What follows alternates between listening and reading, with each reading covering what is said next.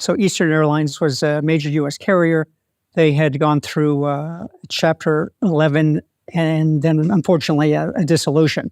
We had some initial discussions with PIA, actually. But yeah, I was very impressed. You always have an impression of a country never having been there. Acumen is the first one that's proving successful in implementation. We had a couple of failed attempts of implementing. My significant other tells me I think like a computer. India is always something of interest. My career advice to any young person is... Hi, everyone. Pleasure to welcome you all for this latest episode of my podcast, Flightpath with Alok.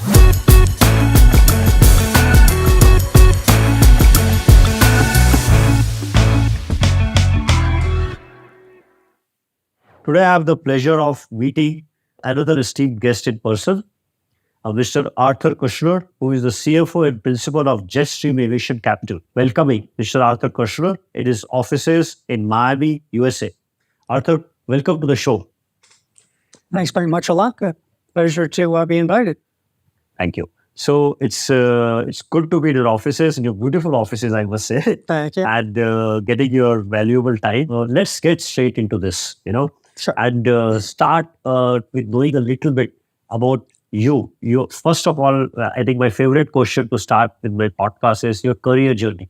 If you can tell us a little bit about yourself, Sure, and your career journey, that will be great to begin. Yeah, you know what? I grew up here in Miami, studied actually accounting and finance in high school.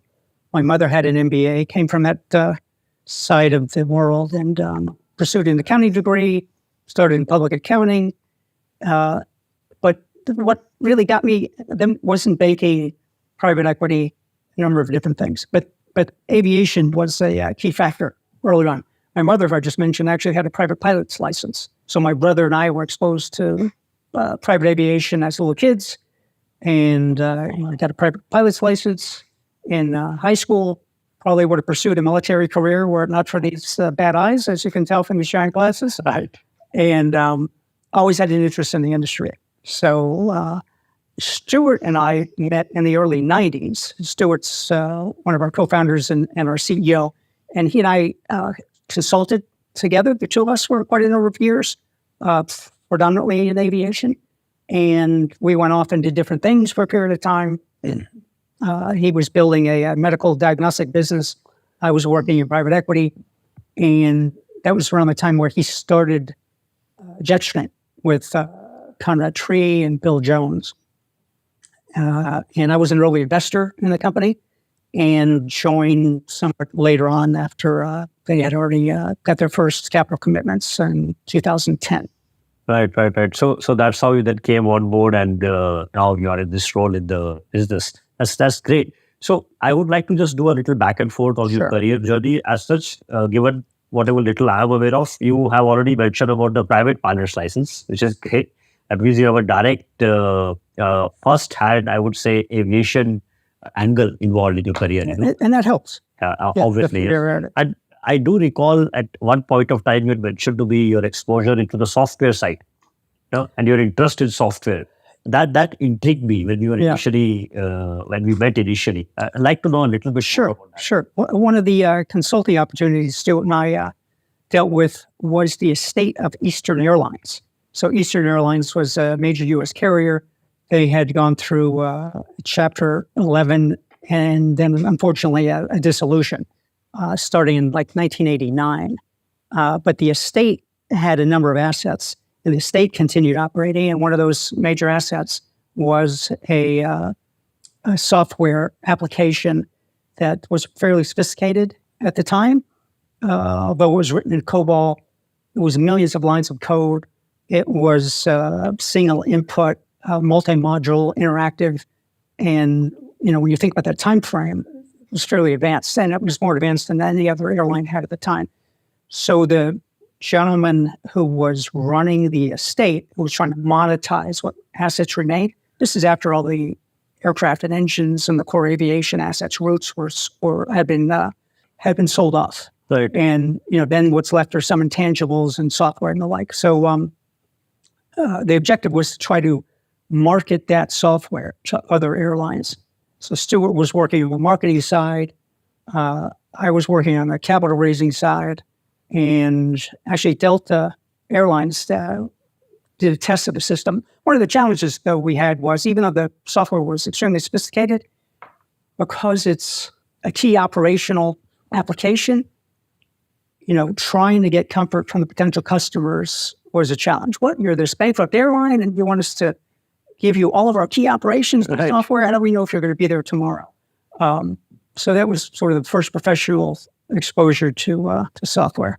Right. The reason I also mentioned it is because at one point you and I were discussing software, and I realized in our initial conversations that you had a immediate understanding of certain modalities about the software tool and the requirements.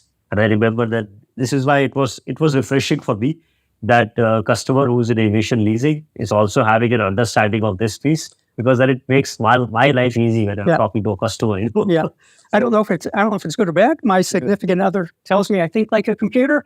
Right. So maybe that's not the best for interpersonal relationships. Right. It helps for this case. Yeah. Yes, it depends on which context you are thinking like a computer, right? Interesting. So moving on, let's talk a little bit about also Jetstream Aviation Capital.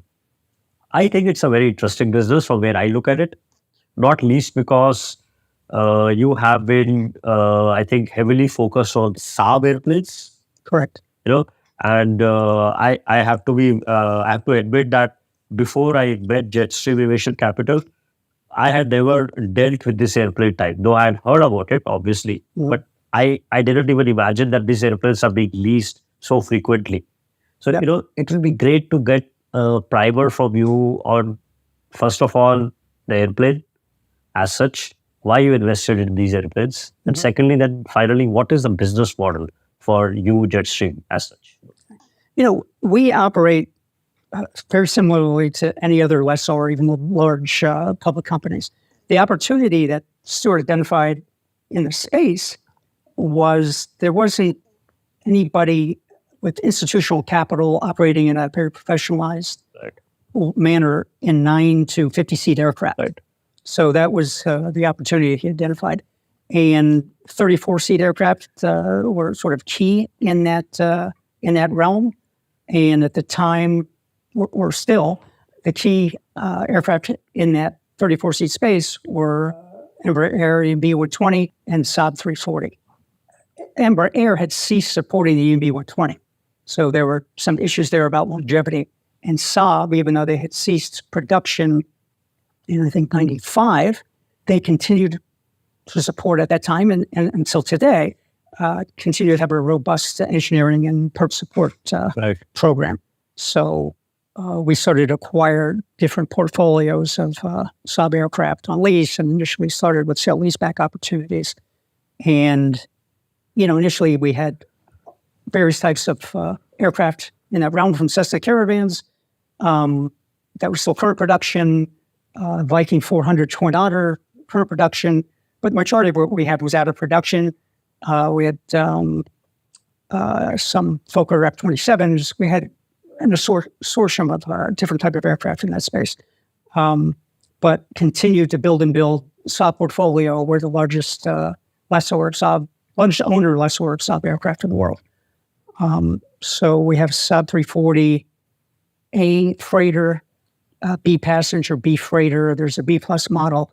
And beyond the 340, we moved into the Saab 2000 space, which is it's a fantastic airplane. It's a 50-seat twin turboprop, very high speed, almost jet speed, and that was developed in the early 90s, right as the regional jet evolution was taking place.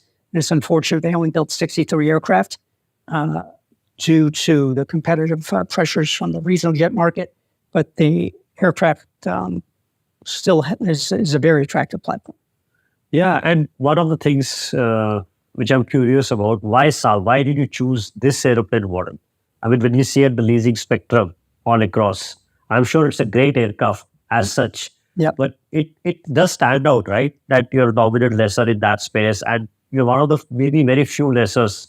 I'm not aware of anyone else, but I'm sure there are others who are doing the Saab airplane leasing too. Few of them. Yeah, there are a few mainly smaller players. Right. What attracted you? It had to do with the market, where there were a number of small operators here and around the world that oftentimes are a fleet of 15 aircraft or less that were operating those aircraft.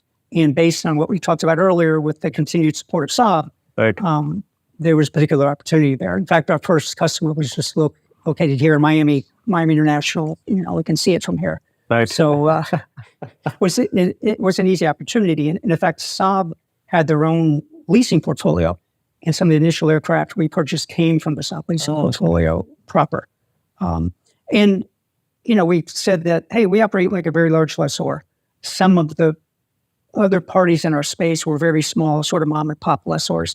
And then there were some others that were of more substance, like Elix and Falco, and then NAC, Nordic Aviation Capital, was the big player with hundreds of aircraft and poured production slots with ATR and the like. Yes. So we've recently made our first acquisitions of ATR aircraft, ATR 72-600s. And, that puts you into, it's a bit of a different customer base. Some of our existing Saab customers are migrating into ATR, but there's also plenty of other customers that operate mainline jets, and they have ATR on the bottom of their aircraft stack, and others where it's at the top.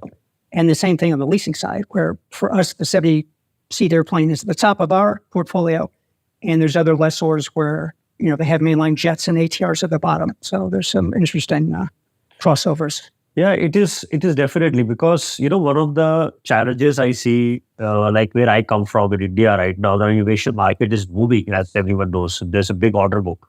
But one of the challenges which is happening is that there's a lot of, Indian government has a regional connectivity scheme. I think US has a similar scheme for regional connectivity. Yes, Essential Air Service. Yeah. So in India, something similar is there. So is in other parts of Europe. But those operators who benefit from this scheme, they look for airplanes of exactly this type. And one of the challenges which we are seeing in Indian market, at least as of now, is there is no one available to finance or lease them.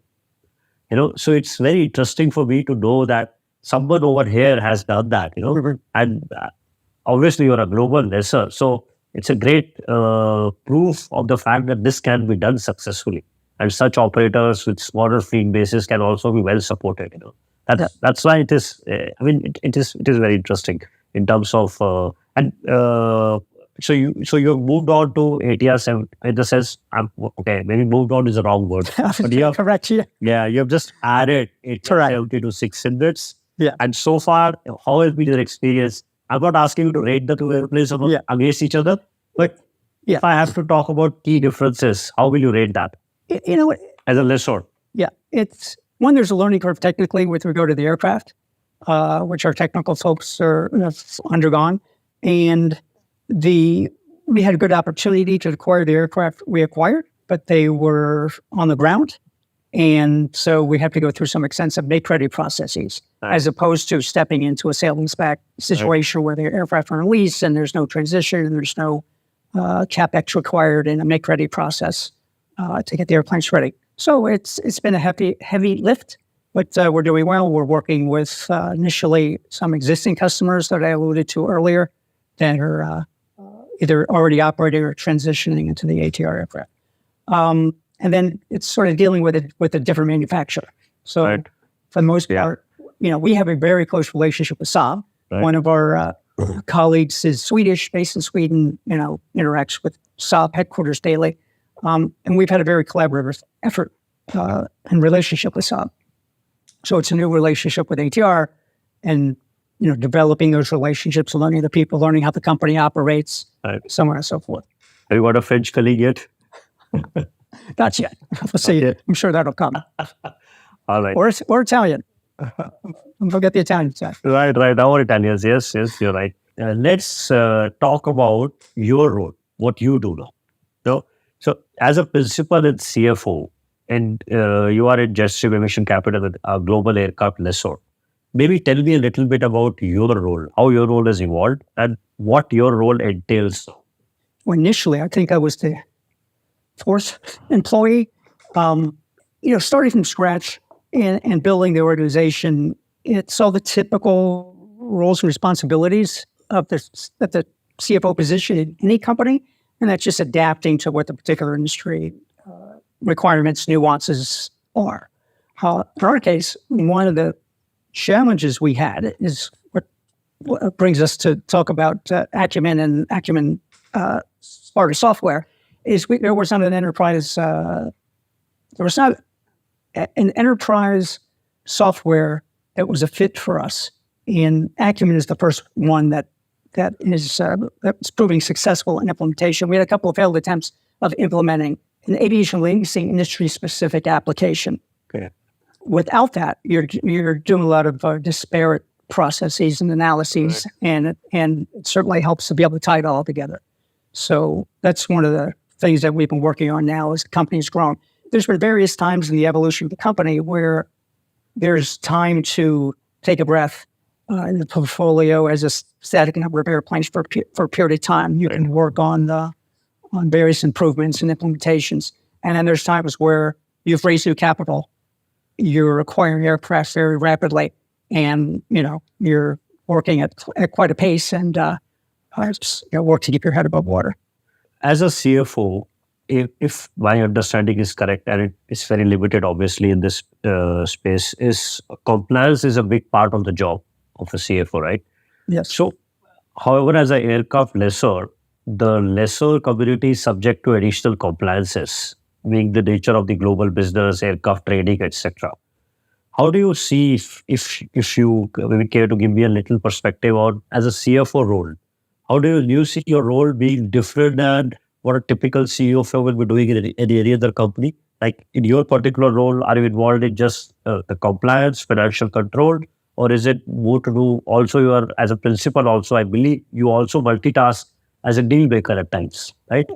At times, there was a period of time I was working on the commercial side more actively, and some of those opportunities had to do with certain engine types and like. One of our co-founders, partners, Conrad Tree, is in charge of capital markets, investor relations. So when we talk about, hey, what are the different disciplines, and how does it vary from other lessors? Obviously, if it's a large entity and a public entity, they're dealing with the public markets and regulatory requirements from the financial side. In our case, we're not public. We're sizable, but not to the size where where you have public debt or anything along those lines. So we're subject to audit, but our compliance requirements are a bit different than you would find in some of the large public operators out there. Right. To something I should have asked earlier, if you were, care to share with me your total current fleet size? We're about 120 to 125 aircraft currently, and another 40 engines in an engine portfolio. Right. And this includes the ATR, SAPs, everything? That's everything, yeah. Okay, that's interesting. On the overall business side, when it comes to leasing airplanes, and I'm soon going to go into a certain geographic region, which I was very intrigued about when you mentioned to me a while back. But before I do that, maybe tell me a little bit about overall your experience in making deals in terms of sales. I'm just curious to know if I can ask this from a business model perspective. Like, do you do only operating leases, finance leases, sale leasebacks? How does this work in your business? Sure. The majority of the transactions are dry operating leases, 5-year, maybe average term, maybe contrasting with mainline aircraft, brand new, where it might be 10 to 12-year head lease. So for the most part, we're dealing with non-new aircraft and 5-year dry operating leases.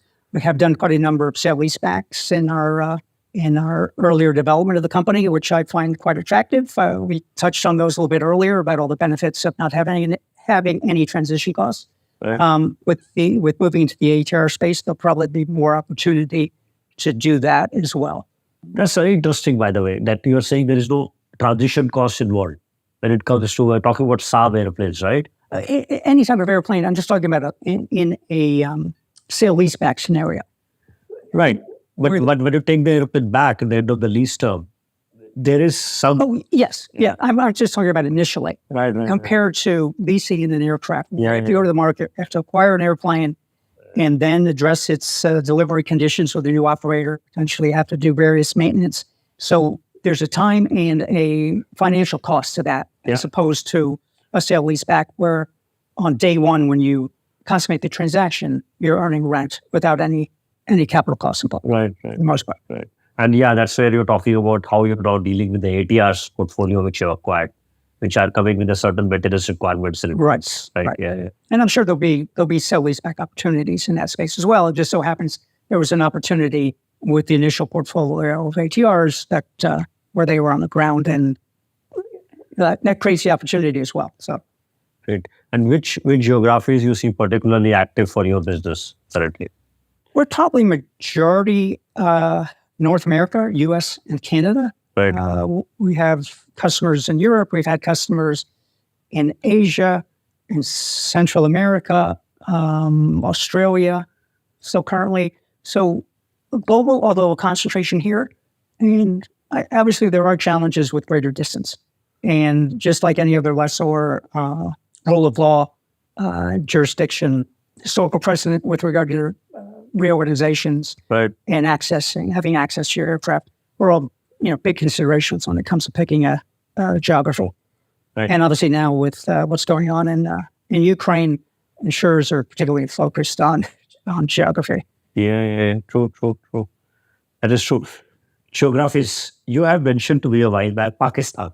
I was very intrigued, not the least because Pakistan is a neighbor to India, yes, of course, and purely from a business perspective. How has been your experience there? Have you managed to lease anything there yet, or? We have not. We had a visit. We had some initial discussions with CIA, actually. But yeah, I was very impressed. You always have an impression of a country never having been there. And in my travels, I'm often pleasantly surprised where it exceeds expectations. So right. I could say that about Pakistan. Everybody we dealt with was very professional, knowledgeable. When you're talking aviation, you speak the common language of aviation, and so it was a positive experience overall. That being a government-supported airline, the positives are that they had not really had, as far as I know, any defaults historically, but they were going through a lot of transition at the airline, and now, countries looking to privatize and having significant financial issues on a broader basis. So it's probably best that we did not proceed in that case. Right. And in Asia, you mentioned that you have a few assets there, but are you looking at other jurisdictions like maybe China, India, or other bigger jurisdictions there to do deals? We've not looked at China. We've looked at various places in Asia. India is always something of interest. One of my colleagues who came from the large jet world had a poor experience in India. So that's sort of... They were talking about Wayne, yeah? Wayne and Kingfisher, yeah. So that's sort of, has an impact. It always comes up. So, but you being there on the ground, speaking highly about the government support, it's encouraging. So I'm sure we'll continue to look at opportunities around the globe. Because, particularly as I was saying, Indian market is so prime for this airplane type, particularly because of the regional connectivity scheme. And the operators there are looking for help there. Anybody who can come in with the leasing support to them, provide them assets at attractive rates. Definitely, I think there is a market opportunity, but I understand you have to assess your own requirements first.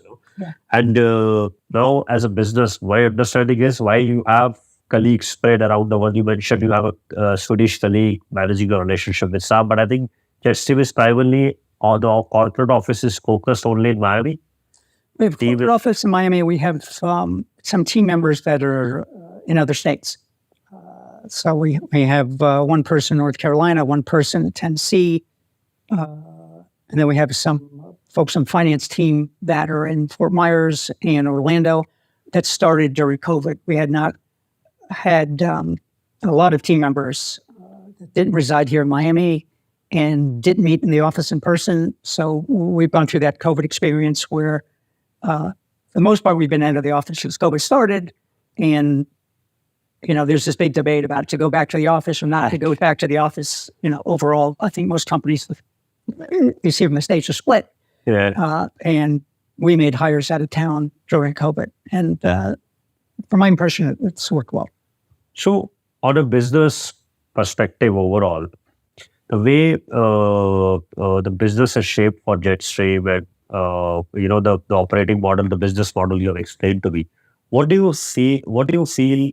If you can say in your role as a principal of the business, what do you see ahead, if at all?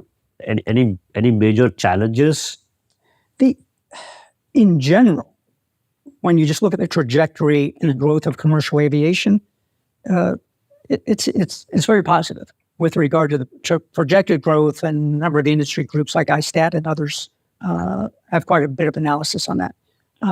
In the short term, there's always ups and downs, and it varies in sectors. During COVID, obviously, cargo did fantastic, and now there's a bit of a, I'm trying to think of the right analogy to say, hey, after that sort of boom in cargo activity, now things are coming down, and that's causing some stress in the industry. I didn't mention it. We have maybe a 60-40 split between passenger and cargo operators, and it's a good balance. Manpower is tough, I think, across all spaces. I know about pilot shortages. Now there's quite a bit of manpower shortage on the maintenance and engineering side. So those are constraints that have been brewing for a while. And then COVID brought about all the supply chain issues. And that is a major challenge where, dealing with the OEMs and their subcontractors, everybody's backed up with delays in delivering material. So those supply chain issues are also there. Right, because of that. So it seems that there's demand in the various inputs, whether it be labor or material, are having a little bit of trouble keeping up. And that applies to other areas of the economy as well. Right. And when you mentioned there's a 60-40 split between passenger and cargo. Did you also see a spike in your cargo fleet demand during the COVID times? And we did. Did you see, like what I'm hearing is now that seems to have cooled down a lot now. Is that the case for you also? Or? Yeah, we're seeing that a bit. Our operators aren't having any significant issues because there was no real overextension. I think the people that had problems were all these aircraft that came out of storage in the desert to go back into service. That where those fleets were deflated, where we haven't had that experience for the most part with our customers. Okay. Now that we have spoken about the challenges, let's talk about something a little more positive. What will you say, Arthur, is the biggest strength, or what is the USP of Jetstream?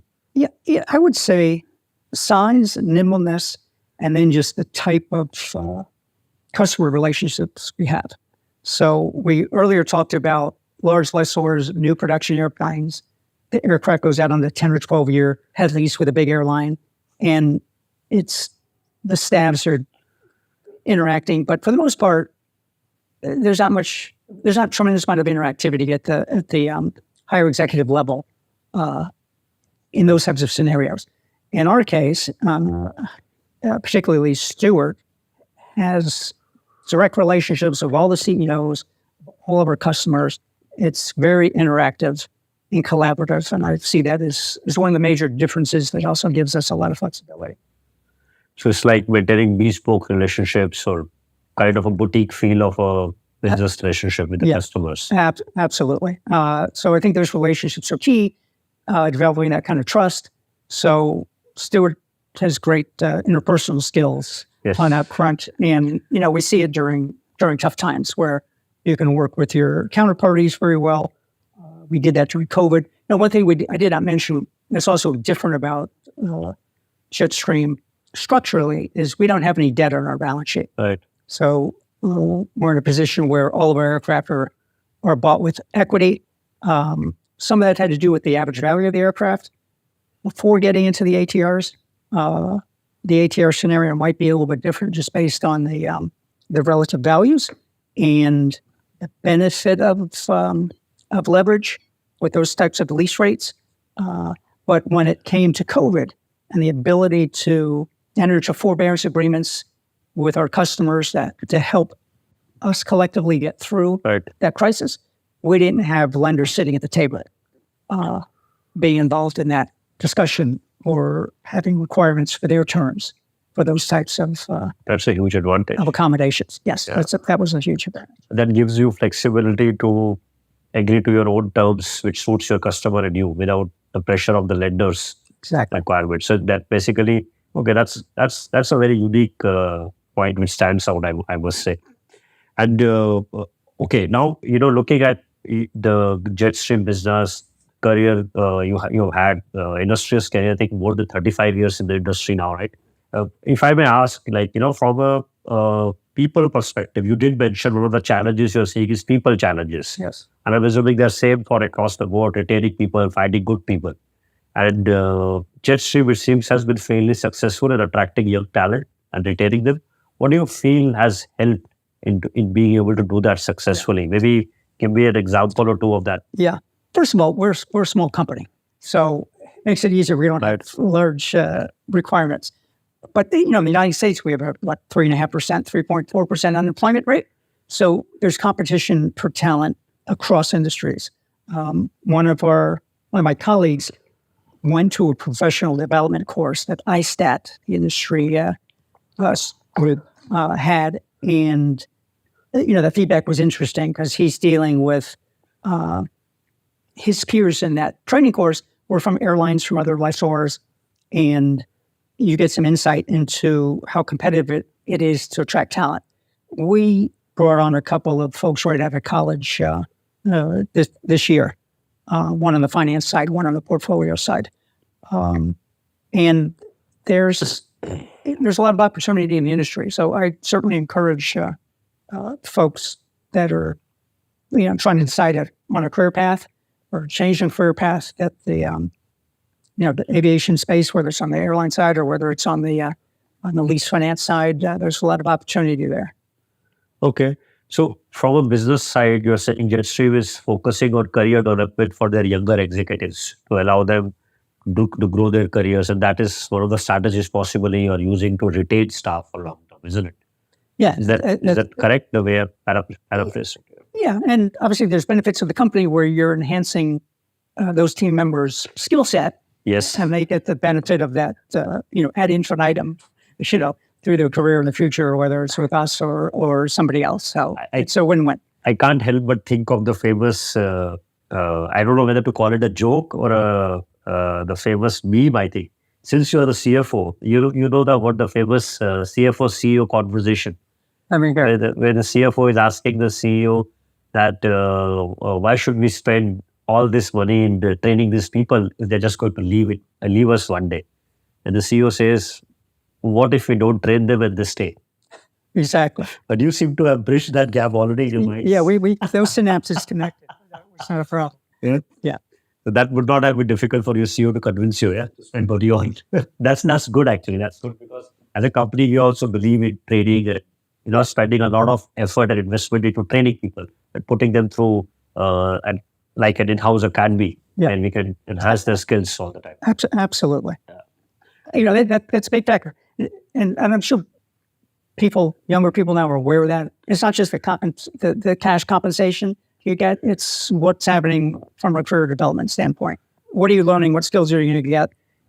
How do you see different aspects of the business by moving to different disciplines or silos within the organization and so forth? Right. So, someone who is given this wide spectrum of career journey, the business, the unique positioning of Jetstream, and let us say someone is getting in this industry now. What is what career advice you feel has served maybe you well, and what you feel will serve someone well looking to grow their career? I don't know if the question is for folks that are already in the aviation space or not. My career advice to any young person is whatever you think you want your career path to be, before you have a full commitment to it, educationally or whatever, you need to go and get practical exposure to it. However you do that. If it's a summer job, if it's working for free, if it's arm twisting somebody to have you shadow them for a couple of weeks in their position, but I went through that myself a bit where I was an accounting major. And for the most part, with an accounting major, you go to public accounting, you go to industry. But I had never worked in that environment before.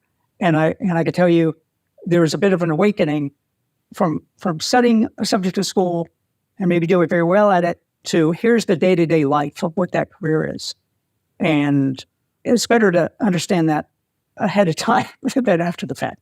There's plenty of people that go through college and they don't like what they studied for and they change their career and they go back to school or pivot or whatever. I'm just saying take advantage in advance and think ahead. And so get practical exposure is what you're saying. That is, I think that is a good advice because one of the things, obviously, that goes hand in hand with hard work and putting the initiative and learning the bit. But I think that is great advice because many times people who start into a career journey or a line of study are not maybe having a full clarity of what they're getting into.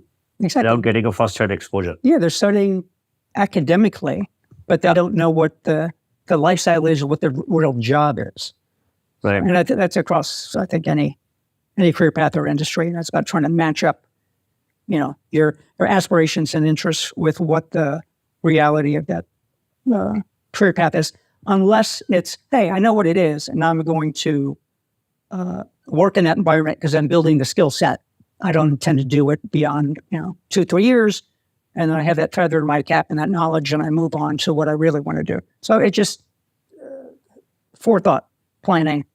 And sometimes, when you're young in college and a little bit wide-eyed, it's hard to have that foresight. Right. Yeah. That's very good advice, I would say. Thank you. And any message? We are reaching the very end of this recording, but any message you have for our audience who will be listening to this? Anything you want to say to the industry, or even more so for the young executives who I'm sure will be watching and listening to this podcast and interest? That's a tough one I haven't prepared for. Other than I thought I just gave that advice in my, That was a good career advice. But if you have more to give any message to the podcast audience, with my COVID gray hair here and my advancing years, I think it's just, look, we all work in stressful environments.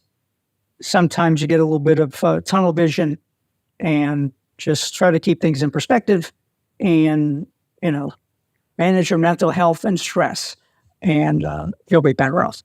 I think that's something different and unique. And I think it's a good advice, Arthur. Thank you very much. Appreciate it. Thanks for the time. Most welcome.